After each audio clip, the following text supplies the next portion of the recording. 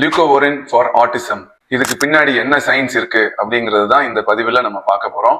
ரீசெண்டா FDA லியூகோவோரின்ங்கிற ஒரு ட்ரக்கை autism இருக்க குழந்தைங்களுக்குலாம் கொடுக்கலான்னு சொல்லி பர்மிஷன் கொடுத்துருக்காங்க. செரிப்ரல் ஃபோலேட் டிஃபிஷியன்சி அப்படின்னு ஒரு ரேரான மெட்டபாலிக் டிசார்டர் ஒன்று இருக்கு. இந்த ரேர் மெட்டபாலிக் டிசார்டர் இருக்க குழந்தைங்களுக்கு ஆட்டிசம் இருக்கலாம் அப்படின்னு ஒரு அசோசியேஷன் இருக்கனால இந்த ஃபோலேட் டிஃபிஷியன்சி இருக்க குழந்தைங்களுக்கு இந்த லியூகோவோரின்ங்கிற மருந்து கொடுக்கும் போது அவங்க மூளையில இருக்க ஃபோலேட் லெவல் இன்க்ரீஸ் ஆகி அவங்க பிஹேவியர்லையும் ஸ்பீச்லையும் ரெஸ்பான்ஸ் இருக்கும் அப்படின்னு சயின்டிபிக்கலா ப்ரூவ் பண்ணியிருக்காங்க. இதுல ரொம்ப முக்கியமான பாயிண்ட் நீங்க எல்லாரும் நோட் பண்ண வேண்டியது என்னன்னா, சென்ட்ரல் ஃபோலேட் டிஃபிஷியன்சி இருக்கவங்களுக்கு ஆட்டிசம் இருக்கலாம். ஆனால் ஆட்டிசம் இருக்க எல்லாருக்குமே சென்ட்ரல் ஃபோலேட் டிஃபிஷியன்சி இருக்கணும்னு அவசியம் இல்லை.